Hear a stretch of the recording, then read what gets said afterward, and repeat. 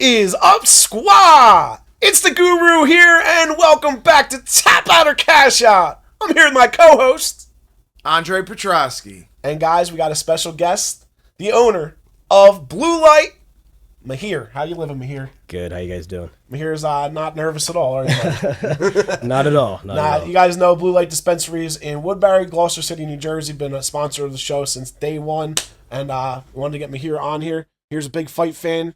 He's got a lot going in the industry, so throughout the episode, he's going to tell us a little about himself. You want to start? Give us your little background, a little synopsis. A little synopsis of me. Accountant by trade. Got into the cannabis industry 2 years ago, and haven't looked back since. So Nice. Yeah. And big into crypto also, right? Yeah, I had my Bitcoin days. Yeah. Definitely had fun there. Definitely still invested.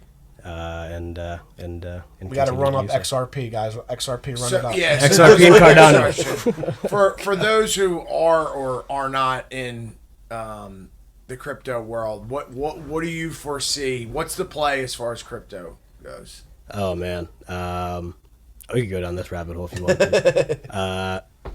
Again, like people are looking at it as an investment vehicle and try to make a quick profit, which is there. That instrument is there, but there's an underlying technology to it that solves a lot of social issues. Solves a lot of social issues. You know what I mean? Like just now, for example, like right. I mean, like just countries where there's a lot of corruption that happens, right? On a government level, and what happens is like blockchain technology kind of helps kind of mitigate that. There's the whole way it works in that regard, right? Like the basic the blocks of it of being a decentralized and being an open system and being unhackable type of a situation just kind of opens up a lot of things that you can do with it that solves a lot of social problems, you know what I mean? And so there's a lot of countries that are adopting to it. So that's where the market's heading, is adoption towards like solving real world problems, you know what I mean? Not just increasing in value and selling for a profit. So somebody that's trying to get rich in crypto right now, obviously the main objective or the main hope is to find the right coin that's going to be adopted by those countries, right? By countries or something that's out to solve a problem. So you know now, what I mean? What is the answer you think in your mind currently to that question? What is that coin? You want my top 5 coins? Yes. What are your top 5 coins? Let's do top 3. Top 3? Oh man, I think that's the next episode type of a situation. All right, top 5 then. All right, top 5. I'll give you the top 3. I mean, the ones that I do are I don't go after like shit coins or anything like that. I go after coins that actually kind of are, again, going in and trying to solve issues. So XRP is definitely on my list. Yeah, you actually pointed that out to me to begin with. Yeah, that's probably number 3. First one, I'm and again, I'll probably catch some heat for this, but I'm a Cardano fanboy. He also pointed that off to me, and it's like less than 50% of when he pointed it out, but we'll scratch that one. That's a long term thing. They're enterprise blockchain for sure. And then my second one is Solana. So okay, yeah, nice. Yeah. And I know Dre, you're big on ETH, right? You have some ETH for your. I do. To be honest, from my experience, and I know very little about crypto, but it seems like when one goes up, they all go up. Yeah. So at the end of the day, do you think it really matters which ones you're buying? It does, because going up, like if you were let's say you make a lot of money on a coin, right?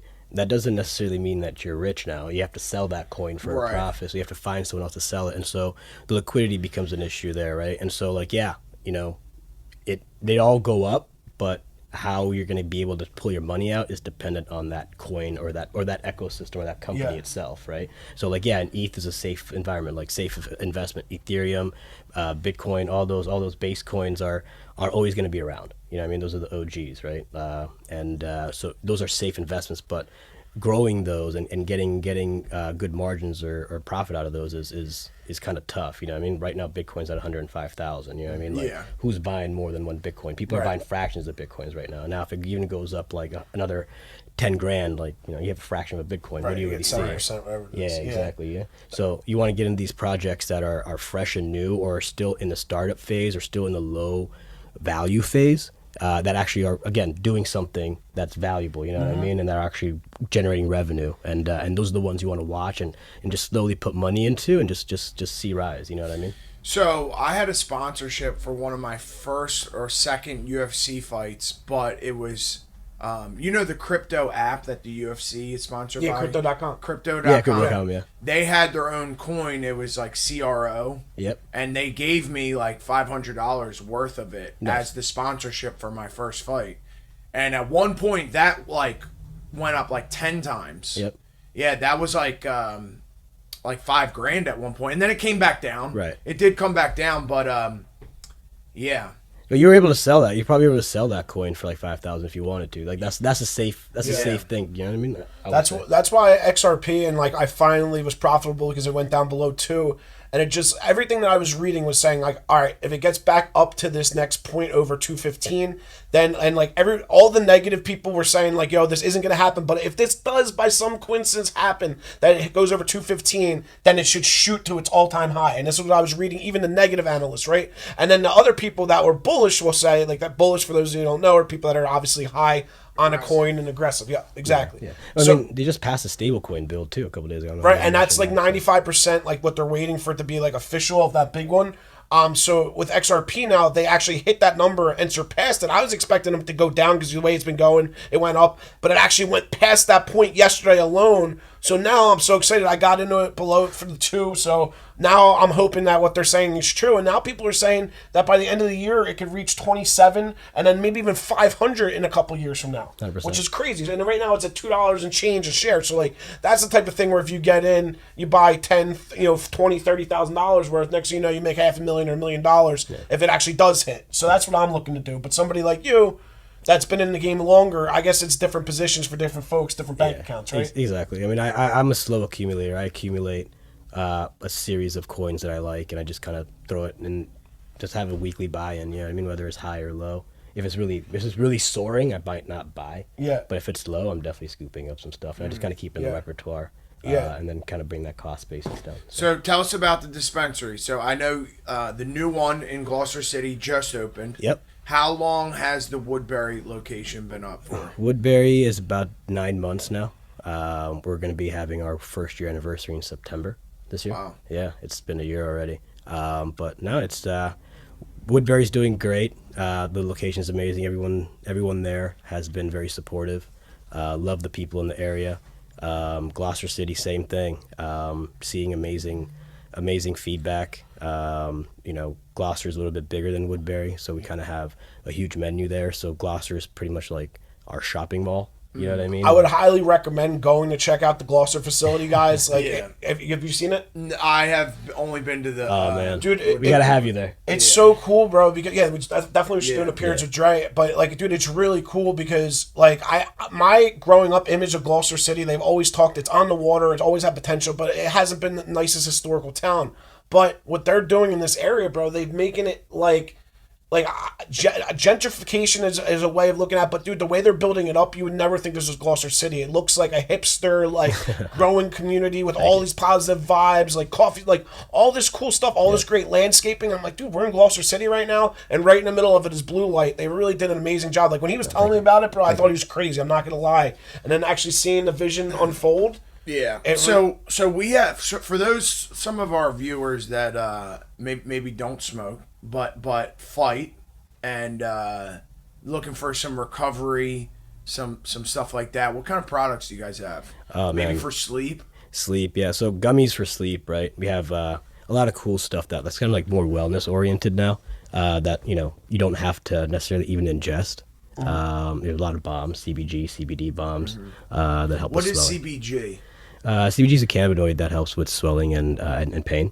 Joints. And joints and pain, yeah. And so that's really good. We have a lot of products that have mainly that. So as a dispensary, I can't sell just CBG and CBD products. I have to have THC in it. And so that's interesting. Yeah. And so what happens is a lot of the products that we have, all the products we have to have THC in it, but they're dumbed down THC. Yeah. So it's a little more CBD, CBG, stuff like that. So we have those transdermal patches now. We have bombs. I love those patches. You ever try one of the patches? No. Yeah, No, but I have tried the bomb. Yeah, we'll get you some like patches, CB bro. The patches are great. You cut them up into 6 pieces, but I put the entire thing on. If you like The Superman, only thing that sucks about the Ninja. patches is if you guys know that stuff that gets really sticky when you're peeling them off, bro. You're not gonna have any hair left. Yeah, but baby oil works. Toughen though. up. Come on. Yeah. All right, well, next episode we'll have Dre wear a patch and then we'll peel it off at the end of the episode. I like we'll that. see how tough it is. How's that sound? That's funny. Yeah. But yeah, so like, and then how's that relate to fighters? Like, we've been talking throughout the this year of our partnership about how we're gonna have fighters become ambassadors because there's a lot of qualities that the CBD has in healing, as we're just talking about, and that can relate. Obviously, you guys that train have inflammation, and obviously a lot of substances aren't legal for you guys to take. But this is. What do you do for inflammation? I fully support anything that is going to be an alternative to pain meds. Yeah. You know what I mean? Like, I think opiates in this country are like the worst. So any alternative to that, whether it's CBD, even THC, like I've seen a lot of people have a lot of success with going that route rather than taking pain pills. Yeah, 100%. I agree with that. I've seen a lot of my friends too that prefer marijuana for pain relief, especially fibromyalgia and things like that. I have a couple friends that have fibromyalgia That are like chronic conditions where it's not just, I bumped my shoulder hurts for a couple of days, or it's this bad. is something that's going to be with me for a while. Yeah, like your body's on fire. And it's the same thing with sleep too. It's like, I'm not just like, let's say I have sleep issues. It's not temporary. Usually sleep issues are kind of like you're dealing with it for a long period of time. Yeah. Sleep, and that's why we go to blue light, guys. Who provided this week? Nasim Sadikov put out Nicholas Mata for our blue light knockout of the week, guys, and it was a special. Not only did he get knockout of the night, knockout of the week for our show, he got performance of the night and fight of the night 100 beans. bonus. Nice. He got $100,000 bonus. Yeah. So That's awesome. if you guys haven't watched that fight, that was a good fight. And honestly, shout out to Nicholas Mota too. He was there till he wasn't. Oh yeah, for sure. he was there and a huge underdog. Yeah, he was a big underdog, and he had his moments. Like he almost dropped. He did drop Sadikov. With one of the body shots, but did you see the moment when he found out when his manager was recording him and they were in the hotel room? Yeah, dude. I follow both of them on Instagram, and I did see that. Yeah, dude, those moments are incredible, and that's what I love about the fighting community. Like the more that I'm involved in it because of you, and it's like I love how everybody just looks out for everybody. Like you said, followers. Like one person, everybody follows. None of that like crazy BS. Like everybody wants to support everybody for the most part in the community, and I really enjoy that. Yeah.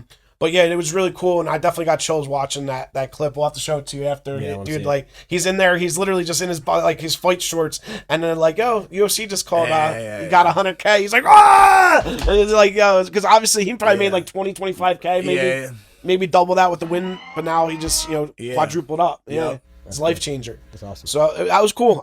The card. We're not going to talk too much about this card. I mean, Khalil Roundtree, dominated. I picked slow start, but man, the leg kicks were huge. He's a scary dude. Khalil Roundtree, dude, he showed that he is at the top of the division. That Poton fight, you think about it, it could have gone like a round goes the other way, and you know what I mean. The next thing you know, Khalil Roundtree could be on a title run right now. I don't know if he beat down Kalayev, but it's very interesting. He's definitely showed that Jamal Hill. He definitely was, fast tracked with those early knockouts, and I think now that he's had to grapple a little bit more, and guys have tested his all around MMA game. I think he's kind of getting a little exposed. What do you think? I think the next fight for Roundtree definitely is Ankalaev. Yeah, and you think he's gonna get a title shot? I know that the UFC is their gripe with like the Russians and the Dagestanis that they hold up the divisions. Mm-hmm. Like the same thing with Islam is like he'll fight and then he'll take like 10 months off or whatever. Right. He won't fight and he'll hold up the whole division. But so I don't know what's going on with Ankalaev is the point of my story. But yeah, as far as Jamal Hill goes, he just did not look like I know his body type's different. Yeah, but I still think he was in way better physical shape. Like.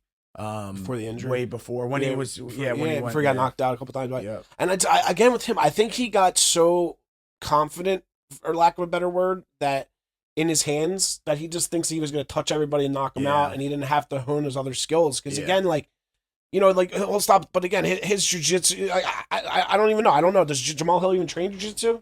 I don't know what he does. Bro. Yeah. And he's in Michigan? Is he in Michigan? I've seen him at the PI a bunch, but I don't think his home base is Vegas. Yeah. I think that's somebody that needs to take like the Kevin Holland approach and really like refocus for the next couple years, because he's still young. Because he was young. He's got to be 30, 31 tops, right?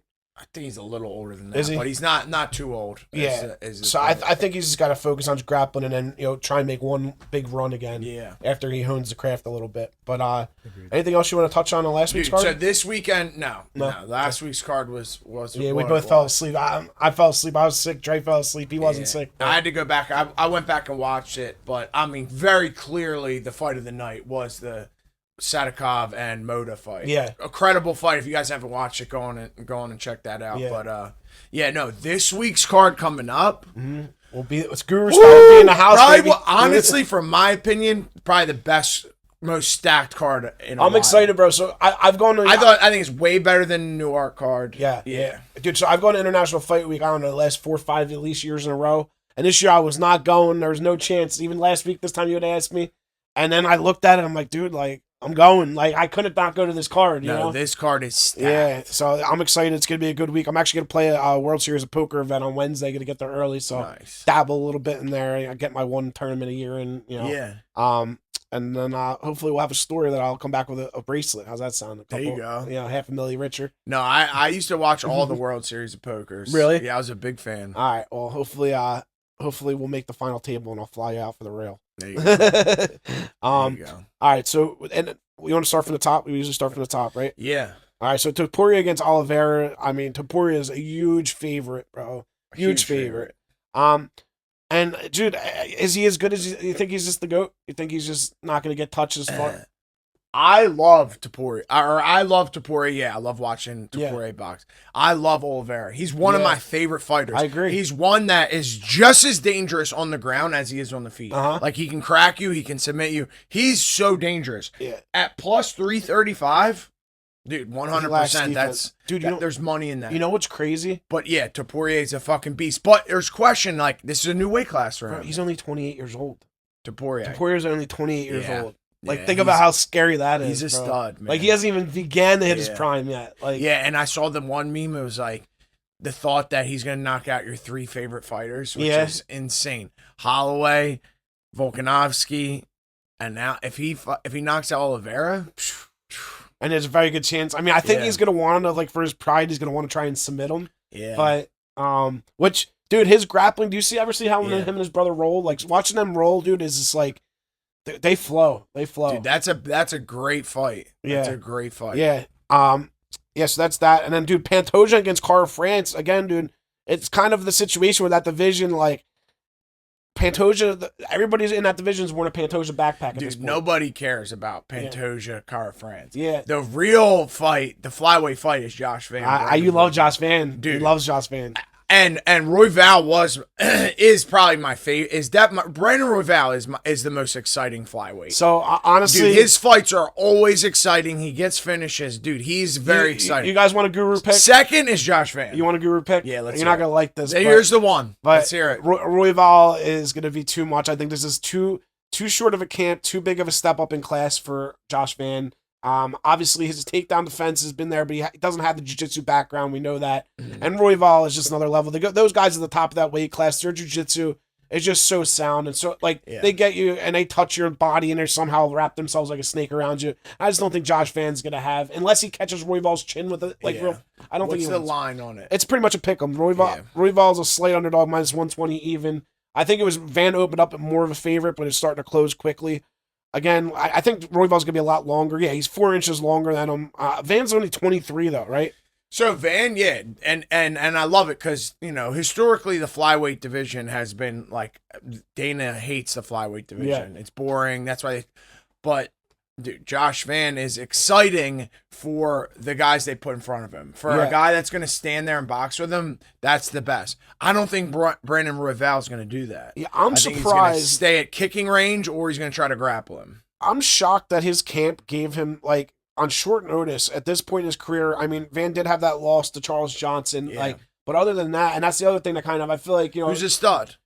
but not the same jiu-jitsu as Brandon Royval. For sure. Yeah, so I'm surprised, and I think this is just one of those situations where it's training, but it's scary because why is that the line? Like, why is Royval not a big favorite in this matchup? Again, he's bigger, he's got the like. There's a lot of hype behind Josh. I know, right and now. it's his hands are really that good. And he I guess gets a bonus every time he fights. I know.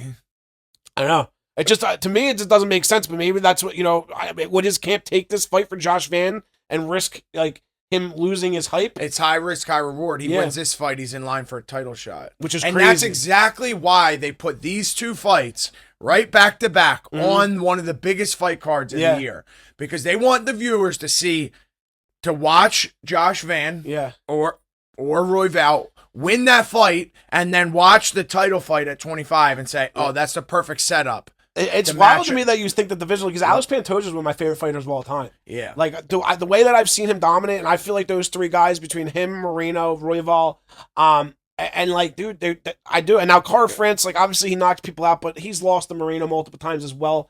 But I really like Alex Pantoja, and I like the fact that nobody can seem to figure out when he's on your back how to stop it. And he's very dominant, and I think another couple wins, he'll be in that GOAT talk as well. But he's cleaned out the division, so he might have to move up. Then we'll see. But I'm a big Alex Pantoja fan. But Josh Van, we're going to see, because obviously the UFC wants Van to win this, so then they have another contender. Yep. But I don't think he's going to have any answer if Josh Van fights Alex Pantoja. Yeah, I mean, I think the UFC wants to push Josh Van. I think they want him to win and fight Pantoja. Yeah. But, we'll see. So do you think Van's going to win, or no? You're not going to make a pick? No, I love watching Van fight, but I think Brandon Royval is more experienced, and has more weapons, than Van, and I think he's gonna keep it in that kicking range or take him down, get the fight on the ground, and I think he's gonna be able to have a lot of success on the ground. Yeah, his submission game is just it's elite. Yeah. So you agree with me on that one? Yeah. Right? Okay. All right, and then, dude, Moicano, another pick on Moicano against Dariush, bro. Like, these guys literally tail of the tape. They're both 36. One's 5'11", one's 5'10". Obviously, they weigh the same, 72-inch reach. One's orthodox, one's southpaw. How do you think this one's going to go? Money Moicano, baby, all day. Big money? Yeah, money Moicano guy, huh? So... What you can say? No, keep going. So Dariush, obviously, he's one of those guys that just seems like he's ancient, even though he's only 36. I think it's because his hair's gray. It makes him look older. Yep. But he also has been around. A lot of miles. Yeah. He's not that old, but he has a lot of miles. But somehow he gets the job done. Like, his jiu-jitsu, or his grappling is just great. Not even just jiu-jitsu necessarily, but he just can control positions and seems ways to find damage in those control positions. Having guys up against the cage, finding ways to score. And just those short shots, like he's very made a career out of that. So I don't know, because Moicano had the hype train behind him. I know that he's not running his mouth about Dariush. He's definitely giving him a lot of respect. So I don't know if that's telling or not for what he's seen on tape, but it's a tough one for me. Then you got Peyton Talbot, versus Felipe Lima. I love Lima because he was the one that got bit. He's the one with the bite tattoo. Yeah. It's scary because he's had a couple close fights, Lima, but. And Talbot obviously just got his first L. To an absolute stud. Yeah. And we've seen that that loss is aged well. Yeah. I mean, beating Cody Garbrandt, it shows how legit Barcelos. It's pretty cool. So we all fought on the Atlanta card, and Barcelos was training with his dad in the back. Really? So he had his dad walk him out for the weigh-ins, and Cody had his son walk him out for the weigh-ins. Cool. So yeah, like, I don't know. I think that's cool. No, that's really training with your dad for a fight, Yeah, dude, that'd be awesome. And like, your last fight, little Andre's old enough to walk you out. Yeah, dude, that'd be sick. I don't know about fighting, but we'll definitely have to do a jiu-jitsu event at some point. Yeah, that'd be awesome. But dude, I didn't realize like Talbot's 4 inches taller than Lima. Lima's almost a 2-1 favorite here. Again, dude, Lima's good. He's very good, but like Talbot, like he needs this win now. Like this is a big fight for his career.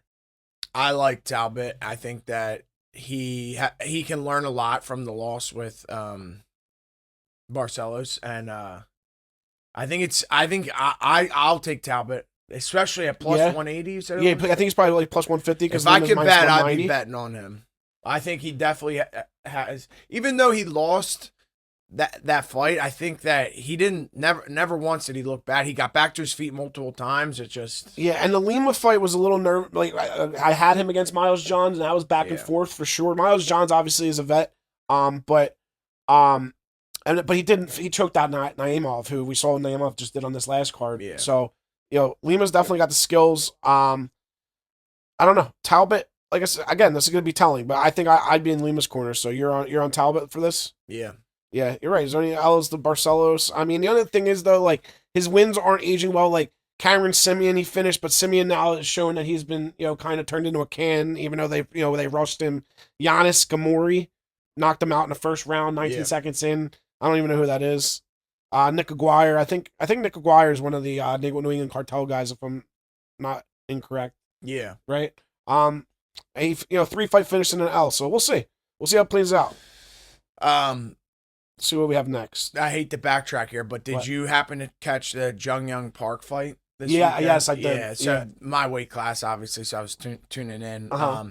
They gave, pretty even first round. Yeah. I'm not sure who you would have gave the first round to, but anyways, second round, how do you pronounce his last name?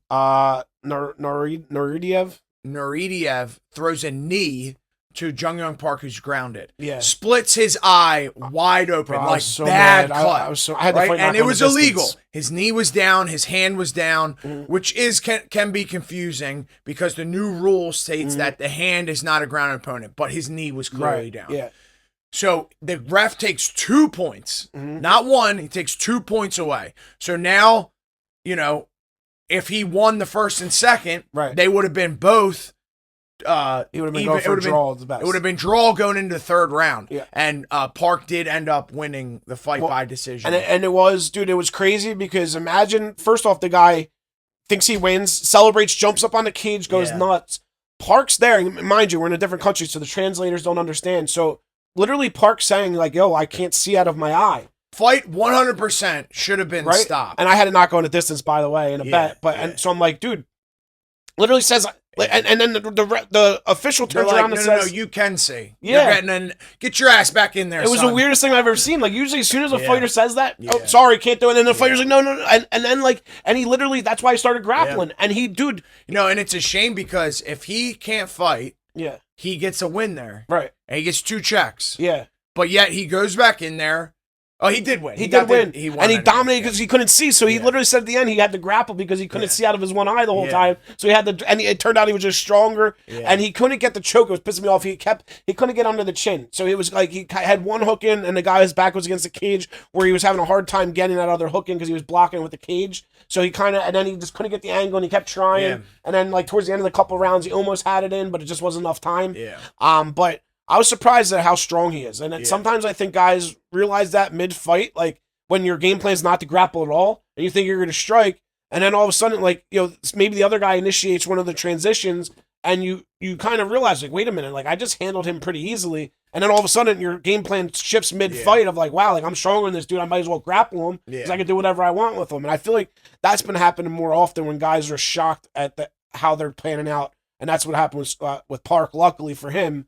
Unfortunately, didn't get the finish, but that was and imagine, dude, that drop. Like, imagine the energy if you're running around thinking you just win a fight, you just get a KO victory, probably would have been a bonus. And then you're up on a cage, and then 5 minutes later, after you think, okay, at least if I'm not gonna have to fight again, then not only do they take the 2 points, but not only do they make you fight, but they take 2 points from you, and you're talking about an adrenaline dump. Like, it was a whole different fight after that. For sure, it was crazy.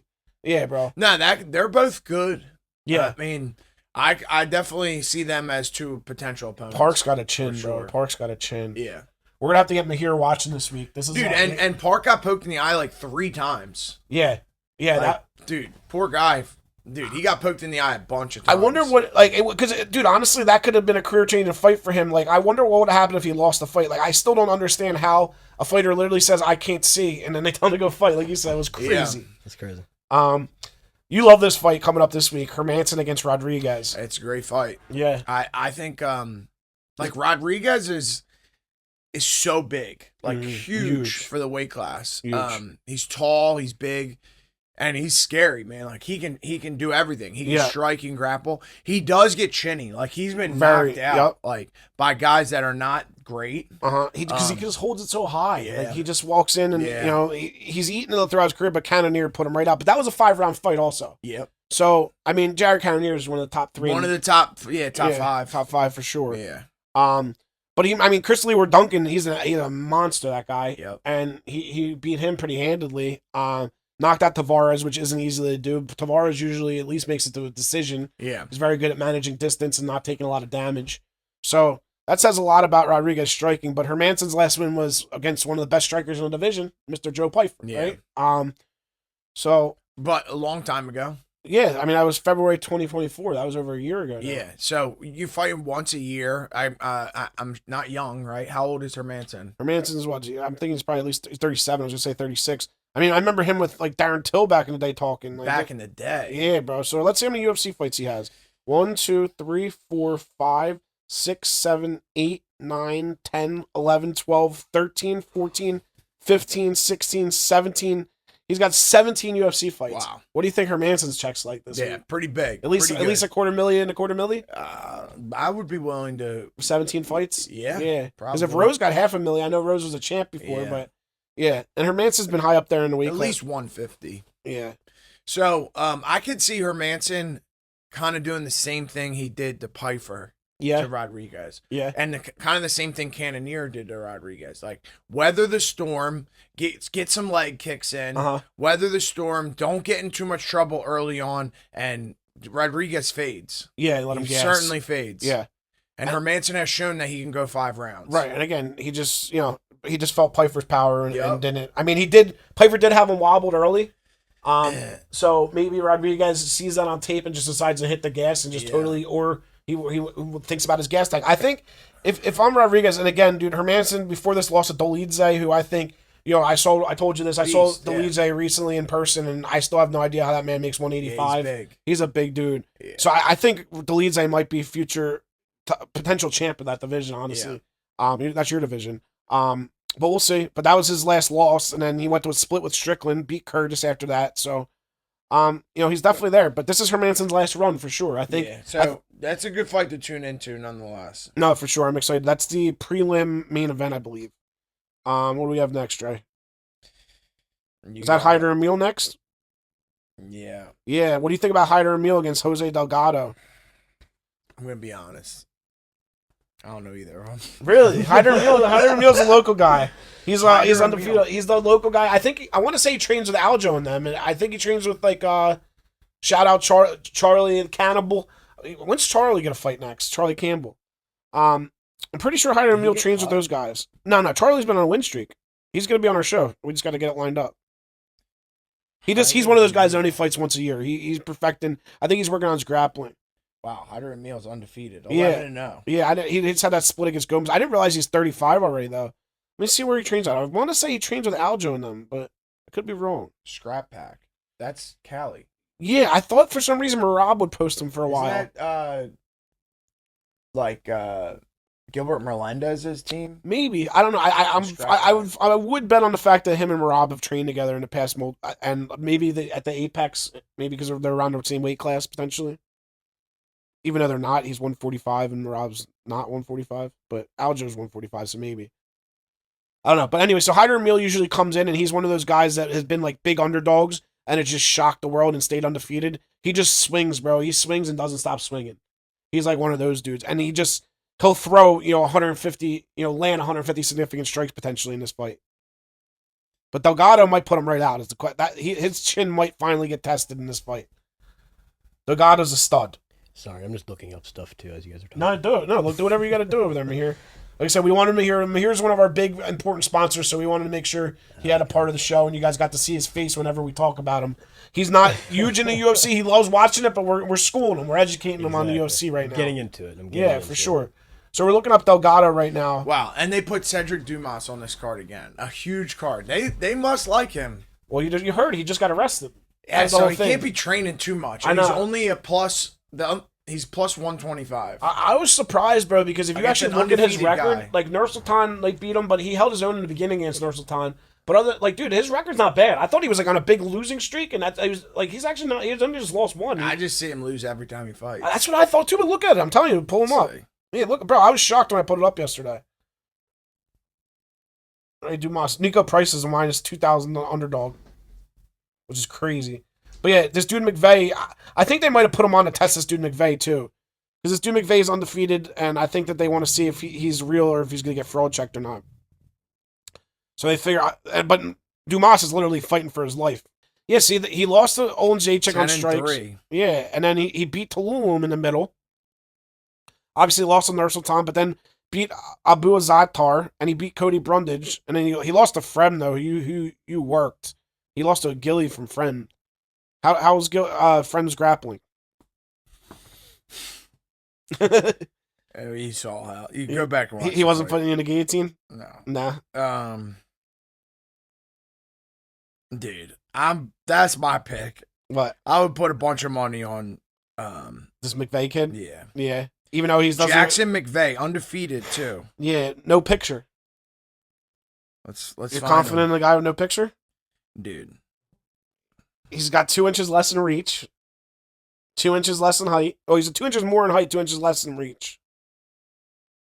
He's only 6-0. Yeah, that's what I was saying. And he has this is his first UFC organization fight. He's from the Midwest, so it's one of those guys you never know who he's fighting against. He's coming off. He was an LFA, all though. Finishes. Yeah. 6-0, all finishes. Yeah. But there have been chokes, too, so that's another way we just saw. Guillotine, KO, punches, guillotine, bravo, choke, strike. I think we just found our pick, guys. I think we just actually talked our way into another guru pick here. I think we got to take this dude McVeigh by submission. What do you think, right? We just said that Frem submitted him with the Gilly. By finish. Just McVeigh by finish? Yeah, but I was going to get even more specific with the submission to get better odds. But is the risk worth the reward? I don't know, probably. I would say take finish. Do both. Yeah, okay, we'll do it by finish. Let's see what the odds are while we're talking about it now. I don't know if usually they might not have them up yet this part of the week, but I got to get my picks in before I leave for Vegas, some of them anyway. Yeah, so how does that work? So you can't bet in different areas? No, so each state has their own. So like if you go past like a state border, so like I was on a road trip, which I was supposed to be there for your fight, and I mixed up my planning and all that stuff. Loser. I know, he was mad. It's all right, I promise. And I hope your next fight's not fucking Abu Dhabi, since I said that. But I told him, I was like, even if it's in Abu Dhabi, I will be there. Dana, send me to Abu Dhabi. No, Dana, do not send me to Abu Dhabi, dude. I can't not smoke weed for a week. I need blue light. Yeah. Take them vapes. We call that an addiction. now Dana's really gonna make sure you're not. Water regiment. Whatever. Do you get extra money for fighting in Abu Dhabi? No. All right. So what was I looking up the odds for that finish? Let's see what the odds on the finish are. They don't have the methods out yet. But it's a pick 'em to go under a round and a half. So does it depend on what state you go to? For what? For the betting. Like if you leave New Jersey. Yeah, so you can bet in New Jersey, obviously. Yeah, so if it's a legal you go to state, Delaware, can you bet? So each casino has to buy a license for each state, like cannabis, same type of thing. So they have to be partnered up with a land-based casino in each state. So some obviously states aren't legal betting, and then each one is under a different. So they have different promos based on what casino they're partnered with. But basically, if you're in a legal state at this point, the big guys all are legal. But yeah, in Vegas, that's one state where it's not. It's very tough to bet on apps in Vegas. To me, that's crazy. Yeah, isn't Vegas like a betting state? Yeah, but I guess the other sports books realized that there was so much competition that it wasn't worth paying for a license there. And I don't know what it is about the online, but they've just never caught up with online betting. It's more you have to go to the window there. Getting hot? Yeah, he did say it was gonna be hot in there. Glistening forehead. Yeah, thanks for that. It's hot. Yeah. This is actually, I think, the least sweaty I've been in one of these episodes. Okay, yeah. You're working hard. Yeah. Man's out here working hard, giving you his picks. Yeah, listen. Tune in, guys. Yo, Dre's girl was in the gym the other day. What'd she tell you?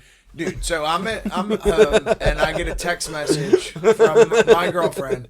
It's like, dude. She's like, dude. I'm just gonna read the text message to you. All right, so y'all can just understand what I'm dealing with on a daily basis with Jordan. And it's sweaty for Yo, first off, wait a minute. Who just helped you move your dock in your new beautiful house, by the way? I do appreciate that. All right. So we got it's not all bad. He's got a sick new house, by the way, on the water. Very nice. Brother. She said, oh, brother. Oh, brother. Jordan is kickboxing the chest fly machine at Edge right now. He just threw a head kick to the handle. This is what I'm dealing with. Yeah. Y'all need to pray for me. Yeah, I told Dre, listen, my big ass, right? I'm down a couple pounds, but I'm still very big. I said, nobody's gonna expect if I'm squared up with them for my big ass to throw a straight head kick to your chin, right? If you're squared up with me, would that be the last thing you're looking for? Life Med? Mm-hmm. Yeah. What's up with the sponsorship, Life Med? What is it? Dude, Life Med, it's crazy, I gotta tell you. Yeah. I've been doing some big things recently. I've seen First, I did a sprint triathlon on Sunday. Really? Oh, you did do it? Yeah, I gotta tell you this story. Okay. So, the sprint triathlon is a swim. It's a 1/4-mile swim. Mm-hmm. Then you get on a bike. You do a 13-mile bike ride. Really? You get back from the bike ride and you do a 5K run. Really? Okay. So I do the swim. I do the bike ride. I get back from the bike ride and I'm like delirious. It's 100 degrees out. Crazy. I get back and I got one shoe and I'm like, I can't process the fact that I only have one shoe.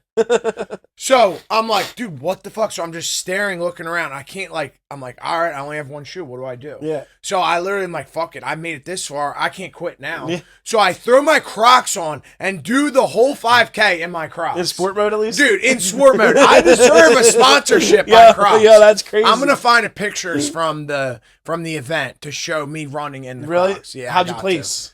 I took 51st place out of 92. Really? Athletes. Did anybody else, did Felder do it?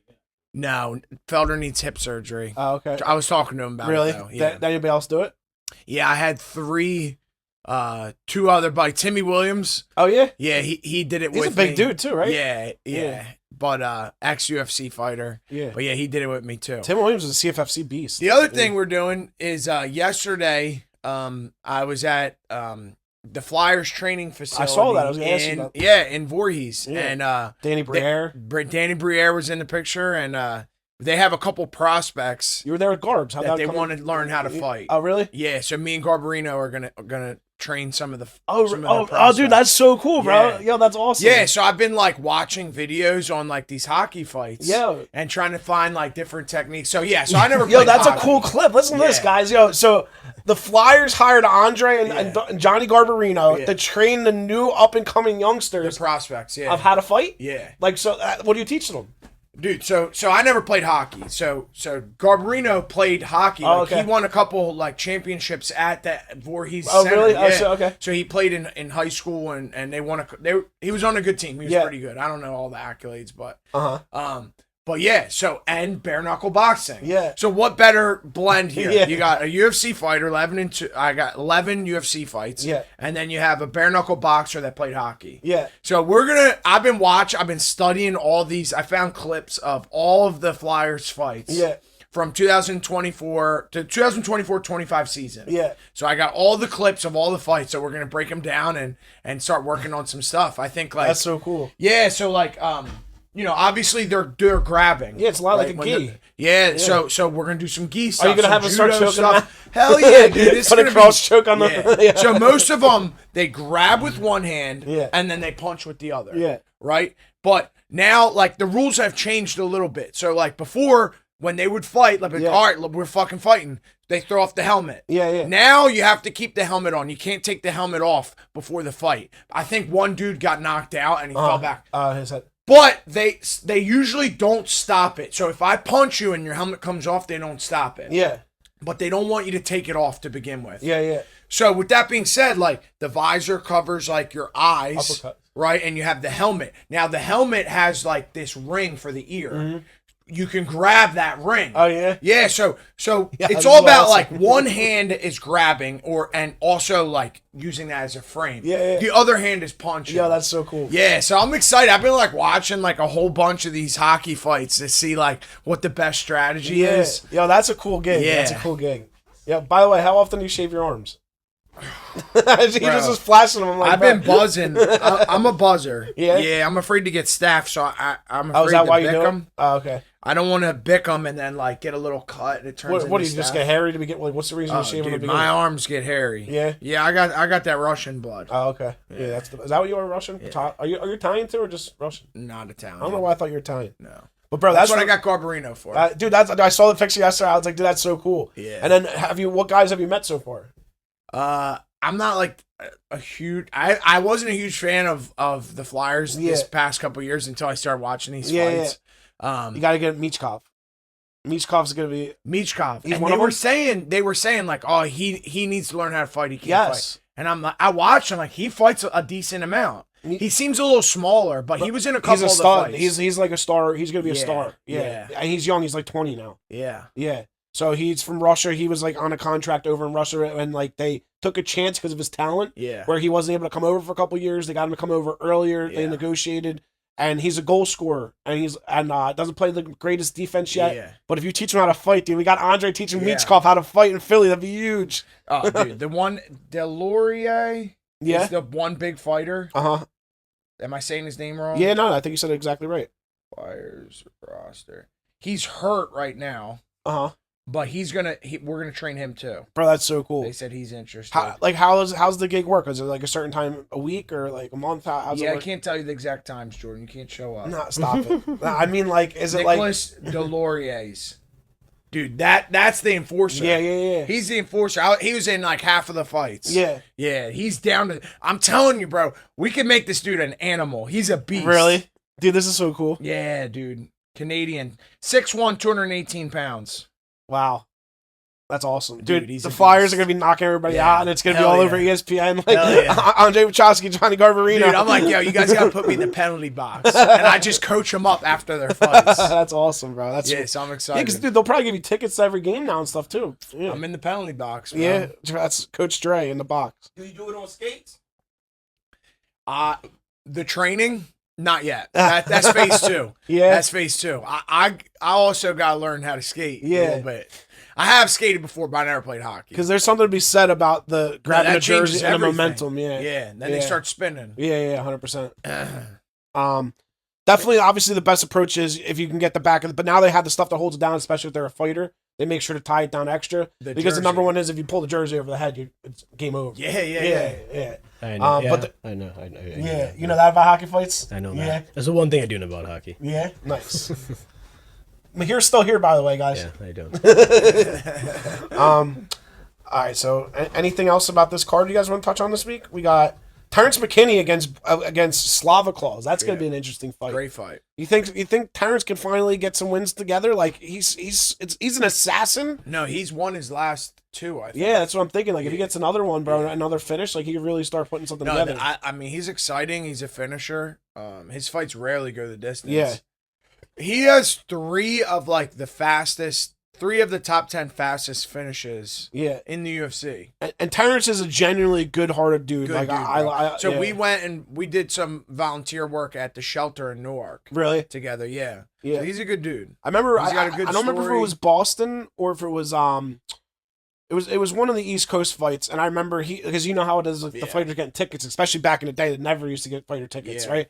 So Terrence, I don't remember if he just fought. I don't think he just fought, but somebody was there, and like we were both kneeling down in the front row because this was before I was able to get like front row tickets, and like the ushers laughing, and Terrence is like behind me, and we're like kneeling on each other, like just like watching the fights in the front row, and like he's a kid, and he had just like fought the week He's a before, kid. and I'm He's just a like good cracking. kid. I'm like, yo, he just fought. He can't get a seat. It was funny, yeah. But I like Terrence a lot. That's after Dumas fight, and then. Denise, bro. Denise, this line's going up like crazy. This dude, Alvin Hines, has potential. Denise got exposed for his gas tank his last fight, but he's coming out a big favorite. So that could be upset alert there for this Alvin Hines guy as well. But other than that, I mean, obviously Tracy Cortez is on the card. Nothing else. I mean, this is going to be a great card, though, honestly. I'm excited. It's going to be a big week. Hopefully, I'll have a final table to share with you guys. And, some cool stories. Usually my UFC trips and my Vegas trips have been getting a couple million views. So we one thing we didn't touch on is the whole John Jones dilemma. Oh yeah, dude. What do you think about that? So John, apparently new charges were filed, and at around the same time that he told Dana White he's retiring and he's not fighting Tom Aspinall. Really? Yeah. Yeah. What are your thoughts? You think there's any connection? I don't think. I think it's too much. Usually, when things seem like a coincidence, they're not a coincidence. Yeah. You know what I mean? No, Like, I do. Yes, I think it's just too much that Dana had to have known. It happened in February, apparently. So there's no way that the UFC didn't know about that, and I think that's why Dana was They kind gave of the cops the green light. what They said, "All right, fuck this guy." Dude, did you hear the story? It was like the girl was like found in an empty car, pantless. Yeah. Like she's like, me and John Jones took a bunch of shrooms. Next thing I know, I woke up in his car. I know he was driving. Like, and then like the craziest thing, like, dude, you got all this money in the world, like, just hire a driver. Oh, do you think you think he was driving? I think he had to have been, though, isn't it? Why would he have? I mean, to? everybody's assuming It seems like he wasn't caught red-handed. Yeah, if he wasn't caught red-handed, then he's got enough money. Where he but don't get me wrong, that is a John Jones. I mean, they're that's obviously right up his alley. That's his MO. I'm not a forensic guy, but like forensic analysis, whatever. Okay. But I would say that they're probably able to fingerprint the last person's fingers and see who's on the steering wheel. If it's only John Jones' fingerprints on the steering wheel. It's not a murder scene. They're not fingerprinting a steering wheel. I don't know. I don't know how far they go. And like I said, I got to be careful because I was telling you a little bit about this last night. I'm pretty sure that John Jones has stake in Dirty Boxing, where I'm in negotiations to so can start you working talk with about that? Again, I don't want to like. He was telling him about this last night, but so it's early on, and I'm an idiot. I fell asleep because the one guy works in Australia or lives in Australia. So I was supposed to have another call to discuss further. They gave me an initial offer to be a part of it, and then last night we were supposed to discuss details further. And I fell asleep with my phone on my chest because it was like a last minute thing. So we got it rescheduled. So let me try to narrate this. So just because, what?